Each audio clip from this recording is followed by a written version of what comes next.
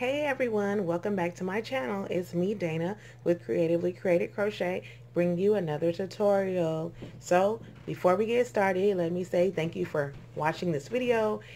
Thank you for viewing and watching, subscribing, and hitting that thumbs up button. If you haven't done it already, I would love for you to do so right now. And please tell your friends about me. I'm trying to see how many subscribers I can get, how much love I can get. If you have any ideas or anything that you want me to create, please put it in the description box, or I'm sorry, in the comments below. Let me know what kind of things you guys want me to make. I've gotten some comments already about some garments that I'm working on right now. I'm trying to create some new patterns for you guys so that way I can go ahead and make these things up and I can do the pattern right on here and we can have some fun. So today we're going to be talking about Tunisian crochet. Now I used to always say Tanzanian crochet. I don't know why, but I used to call it Tanzanian. I added too many syllables to the word, but today we're going to talk about Tunisian crochet. As you see here, I've created an awesome, this is a beautiful Tunisian crochet dishcloth. You can be a washcloth. It can be either one. I think I would rather be a washcloth, like a premium washcloth.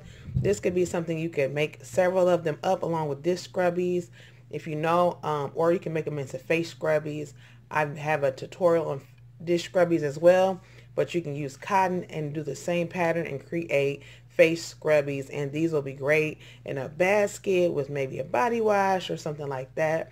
Maybe Mother's Day is coming up and you can do something like that for birthdays. Either way, the thing about Tunisian crochet is, if you notice, a lot of times if you have a tighter tension, this is kind of tighter of tensions, it wants to curl up on you, especially this stitch. So you may have to do some blocking, and which blocking is where you have to steam your item. You can either spray it down with water and you can pin it down. A lot of times I use the foam puzzle pieces. It can be one of your kids. I usually use my son's little puzzle piece toys, but they actually have blocking mats if you want to do those as well. And you just pin them down, and you can let them sit for until they're all the way dry, and it'll hold it in place. So that's another way. And I know a lot of times, sometimes if you create this border, it'll kind of stop it from curling as much, but keeping the tension thorough and keeping it the same throughout your project will help it to not curl as much. But me, on the other hand, I'm still a beginner at this, so my tension was all over the place. But I wanted to share this with you guys because many of you are on break like me, and so I decided to use this break as a time to utilize it, to have some fun, to create some things, to learn some new stitches, and spend some time with you guys. So I have the time, and I'm going to give you guys what you've been telling me to do, work, and I'm going to do it. So when I get back, I'll let you know how we're going to start this Tunisian crochet. Okay, everyone, I am back. So what I want to let you guys know is the first things about Tunisian crochet is it is crochet, and it reminds me of like knitting. So if you don't know how to knit and you kind of want a different stitch than the traditional crochet, this is something that will offer you that. So I'm going to show you some Tunisian crochet hooks. Now this one is a size I.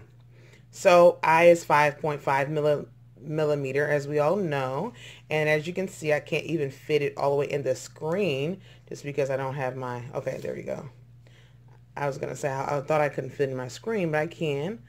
So this is, I'm not exactly sure how long this is, but these are the traditional straight Tunisian crochet hooks. So that's an I, and then this one is a K, which is a 6.5 millimeter. So I have those two. These are the straight ones. Now, if you ask me, you're probably wondering, okay, I can make stuff with this, but if I only have this length to work with, now if I want to make something longer or larger, what can I use? This is where these ones come in handy.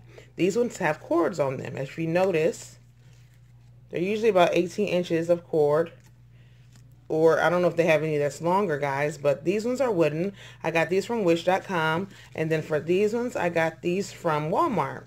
And Walmart, in my local Walmart, they don't have every size. They have the larger ones. I think for me, they had I through K.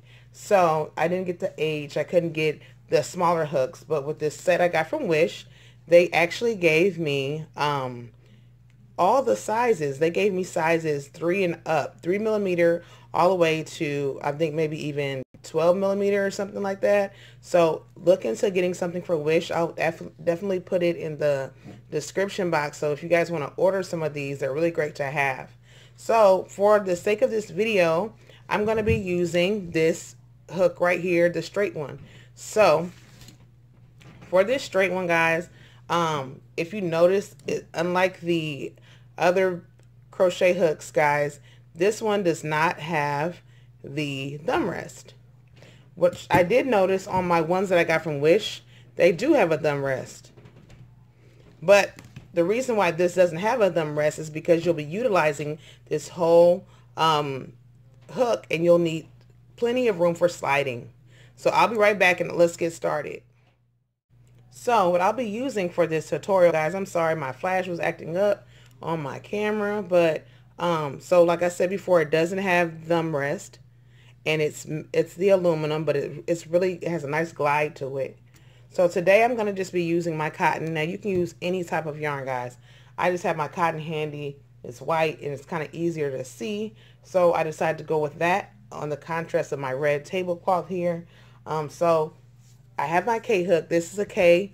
If you do not have a crochet hook or a Tunisian crochet hook and you just want to practice it, I'd say go ahead and practice it. Try it with about 10 stitches. That way you don't have to lose your work or anything like that, or try it with, you know, anywhere from 5 to 10 stitches, so that way you can practice until you get your Tunisian hooks in.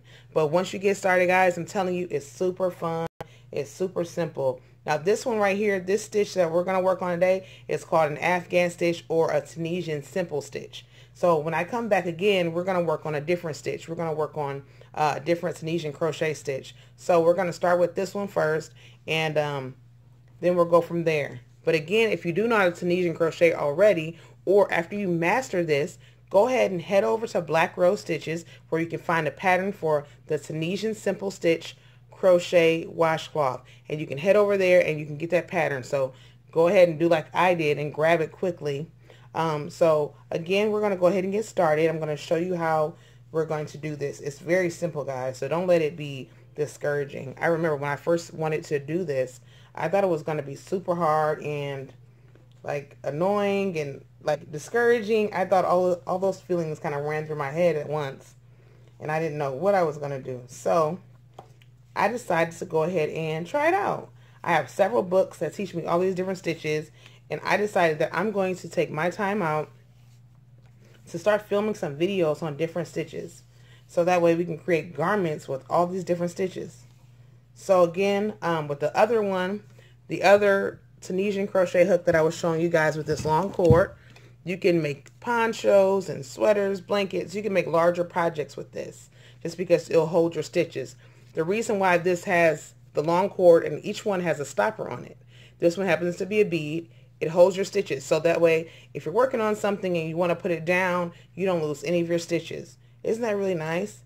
You know, with regular crochet, we kind of just drop a large loop and we kind of set it aside, but this actually has a stopper on it. This one does too, where your stitches you don't lose them, so you can just have some fun and create and put them aside.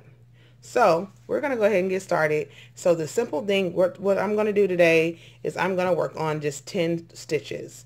I'm not going to do anything large because I don't want to overwhelm us, but let's go ahead and just chain a chain of 10. Very simple, guys, just like regular crochet when you get started.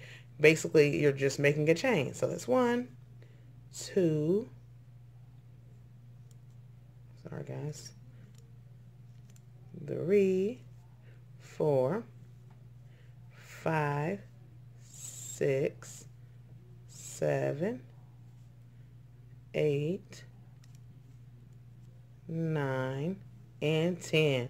So we have all 10 of our stitches. Notice that my tension is very loose.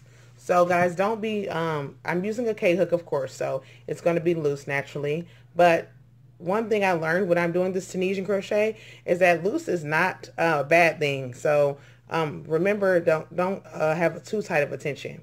So when usually I'm crocheting, I hope you guys can see well, just because of this flash, but I wanted the flash here because I wanted to be able to see. So this is the front of my chain. Usually when I crochet, I don't know if you're like me or not, but there's a loop, there's humps on the back of our chain. I usually always crochet through the back of those humps, but for today's tutorial, we won't be crocheting through those humps. We're going to be crocheting through the top loops, and some of you already crocheted through those top loops already, so you're already ready. So it's just the top loops of these stitches. So that's the top loop, that's the top loop, all across the here. That's where we're going. So we're just going to go ahead and insert our hook right back where we started. And what we're going to do is we're going to insert it just like so. Well, let me wrap my yarn around my fingers like I always do.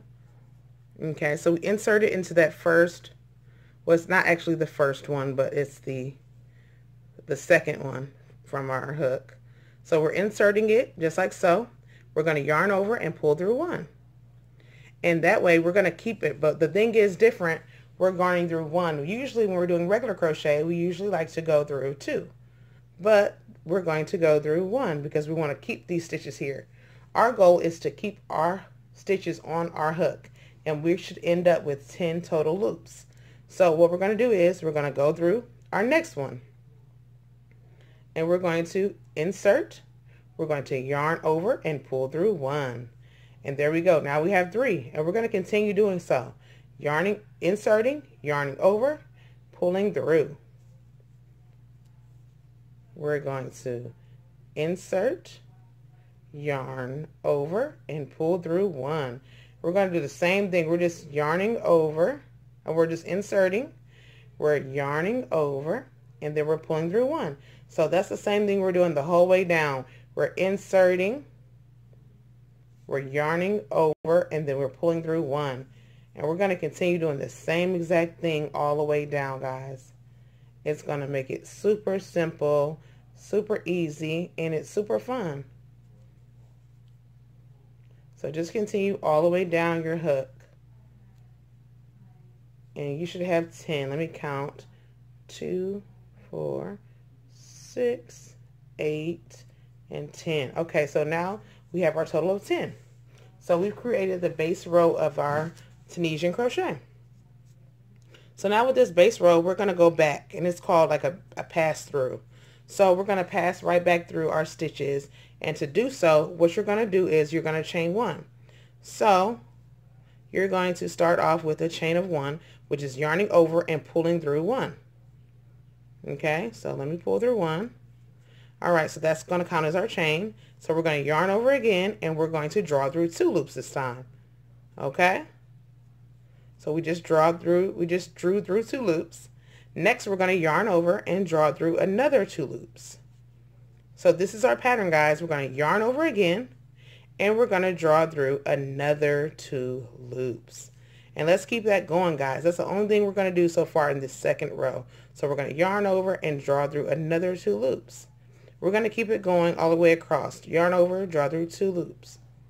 We're just going to keep this same thing going all the way down. So just continue that same pattern. Yarn over, draw through 2, yarn over, draw through 2, until we get to our last one. Yarn over and draw through 2. We should end with one loop on our hook. And it should look like this. And it's going to look a little different. Sorry guys, I hope you can see with this flash. But it should look kind of like this. And I'll be right back, and we're going to work on the next part.